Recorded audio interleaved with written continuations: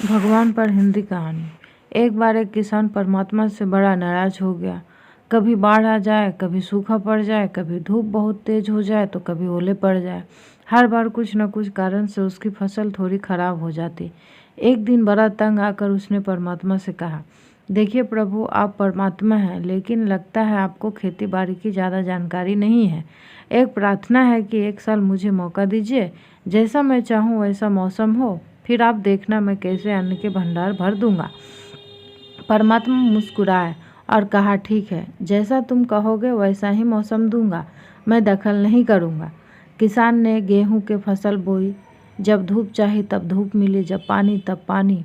तेज धूप, ओले, बाढ़, आंधी तो उसने आने ही नहीं दी। समय के साथ फसल बढ़ी और किसान की खुशी भी, क्योंकि ऐसी फसल तो आज तक नहीं हुई थी। किसान ने मन ही मन सोचा, अब पता चलेगा परमात्मा को कि फसल कैसे करते हैं। बेकार ही इतने बरस तुम किसानों को परेशान करते रहे। फसल काटने का समय भी आ गया। किसान बड़े गर्व से फसल काटने गया, लेकिन जैसे ही फसल काटने लगा एकदम से छाती पर हाथ रख कर बैठ गया। गेहूं की एक भी बाली के अंदर गेहूं नहीं थी, सारी बालियां अंदर से खाली थी। बड़ा दुखी होकर उसने परमात्मा से कहा, प्रभु ये क्या हुआ? तब परमात्मा बोले, ये तो होना ही था। तुमने पौधों को संघर्ष का जरा भी मौका नहीं दिया, ना तेज धूप में उनको तपने दिया, ना आंधी ओलों से जूझने दिया।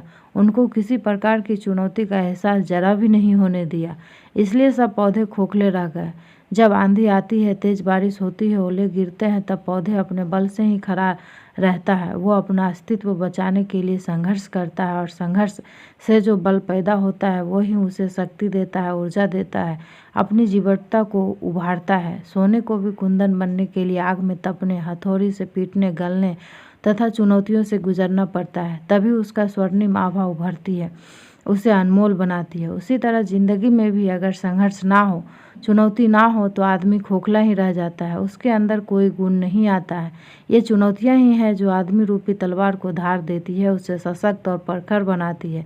अगर प्रतिभाशाली बनना है तो चुनौतियों को स्वीकार करनी ही पड़ेगी, अन्यथा हम खोखले रह जाएंगे। अगर जिंदगी में प्रखर बनना है, प्रतिभाशाली बनना है, तो चुनौतियों का सामना तो करना ही पड़ेगा। Thank you for watching.